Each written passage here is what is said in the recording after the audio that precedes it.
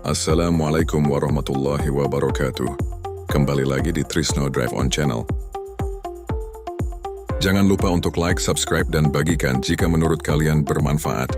Kali ini kita akan membahas update terbaru pembangunan jalan tol Kapal Betung, khususnya pada ruas dari interchange, gerbang tol Keramasan, hingga ke jembatan Musi 5. Jalan tol Kapal Betung atau tol Kayu Agung Palembang Betung adalah bagian penting dari tol Trans Sumatera.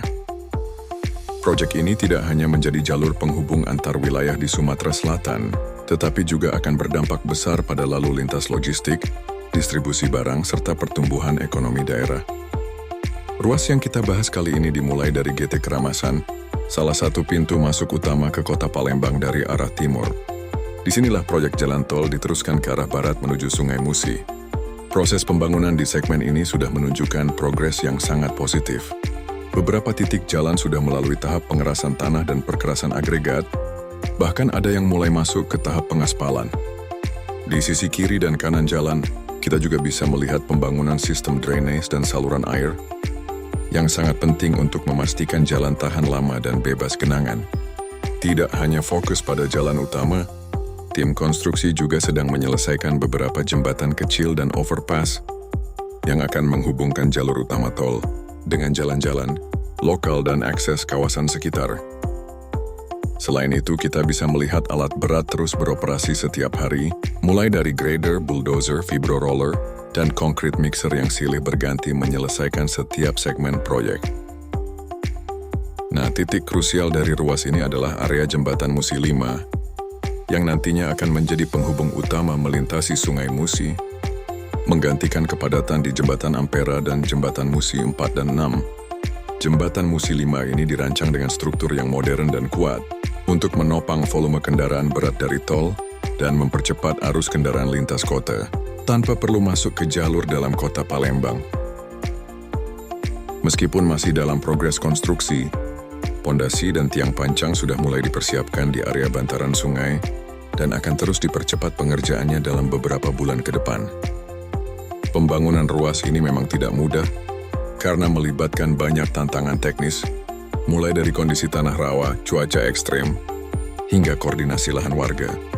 Namun dengan sinergi antara pemerintah, kontraktor, dan masyarakat, proyek ini terus berjalan sesuai target. Jika ruas ini sudah rampung dan terhubung dengan jembatan Musi 5, maka perjalanan dari arah Banyuasin menuju Palembang dan sebaliknya akan jadi lebih cepat, efisien, dan nyaman tanpa harus terjebak kemacetan dalam kota. Proyek jalan tol Kapal Betung ini bukan hanya tentang infrastruktur fisik, tapi juga tentang membangun konektivitas dan masa depan ekonomi Sumatera Selatan. Mari kita saksikan bersama.